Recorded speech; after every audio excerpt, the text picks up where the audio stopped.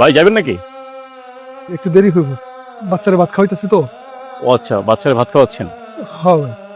না, আমি প্রায় সময় দেখি আপনাকে এখানে বাচ্চারা ভাত খাওয়ান, ওর সেবা যত্ন করেন গাড়িতে বসে। বাচ্চার মা নাই? ওর মা ওরে ফালায় থুয়া চলে গেছে। বাচ্চা ফালায় মা চলে গেছে?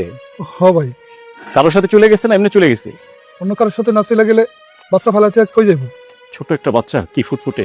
খোঁজ খবর নেয় না ফোন টোন দিয়ে? ফোন দেয় ভাই, খোঁজ খবর নেয়। ফোন দিয়েই খালি বাচ্চাটা নিয়ে যেতে চাই। আমি তো ভাই ওরে দিয়ে থাকতে পারব না। বলছিলাম আপনি বাচ্চার মায়ের সাথে দেখা করেন, দেখা করলে একটা সমাধানে চলে আসবে। দেখা করতে পারব, কিন্তু আমার বাচ্চা দিতে পারব না। সমাধান কি হবো সেটা আমি জানি না ভাই। দেখেন ভাই, স্বামী স্ত্রীর মধ্যে অনেক সময় অনেক ভুল বোঝাবুঝি হয়, নিজেদের মধ্যেই সমাধান করতে হয়। হয়তো আপনাদের মধ্যে এরকম কিছু হয়েছে, হয়তো দেখা করে কথা বলেন, একটা সমাধানে চলে আসতে পারে।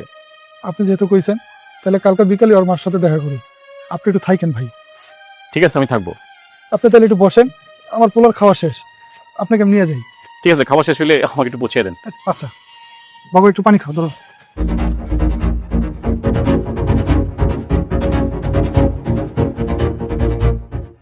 জরিনা,